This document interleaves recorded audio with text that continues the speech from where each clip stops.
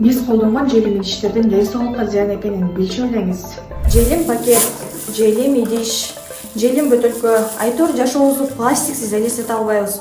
Окумуштуулар пластмассанын негизги курамы болгон бисфенол тукумсуздукка, ички органдардын иштөөсүнүн бузулушуна алып келерин аныктап чыгышкан. Ошондуктан пластмасса идиштерди колдонууда жөнөкөй эрежелерди билип алыңыз. Желим бөтөлкөдөгү суусундуктарды алгандан кийин биз аларга салат же вареньяларды куюп коебуз. Бирок мындай суусундуктар үчүн жасалган бөтөлкөнү эки же андан көп жолу колдонуу уулуу заттардын бөлүнүп чыгышына алып келет. Бул айран же йогурт куюлган бөтөлкөлөргө да тиешелүү. Ошондуктан варенье жана башка азыктарды айнек идиште сактаганга аракет кылыңыз. Ал эми атайын тамак аш үчүн чыгарылган контейнердин түбүндө 5 деген сан жазуу же вилка менен кашыктын белгиси бар.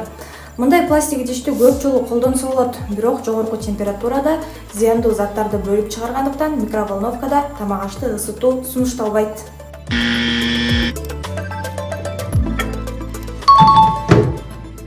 Ал эми күнүмдүк жашоодо колдонгон салафан пакетте тамак ашты үйгө алып келген соң азык-түлүгүңүздү идиштерге бошото алыңыз. Бирок экологдор колдон келсе желим пакеттин ордуна көп жолу колдонуучу баштыктарды колдонууну сунушташат.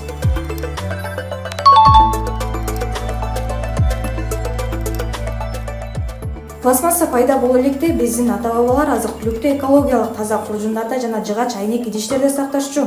Эң жакшысы желим идиш ордуна жыгач айнек же фарфор идиштерди гана колдонуу.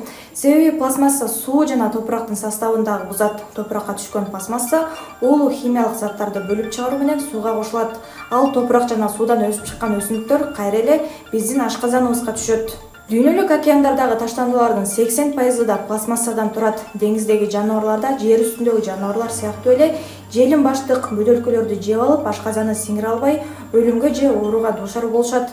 Экологдордун эсебинде жыл сайын 10 миңдеген канаттуулар, киттер, тюлен, ташбака жана башка жаныбарлар пластик таштандынын айынан өлөт. Пластмасса климаттын өзгөрүшүнө да чоң таасирин берет. Экономикалык кызматташтык жана өнүктүрүү уюмунун маалыматы боюнча 2019-жылы пластмасса 1 миллиард 800 миллион тонна парник газын бөлүп чыгарган.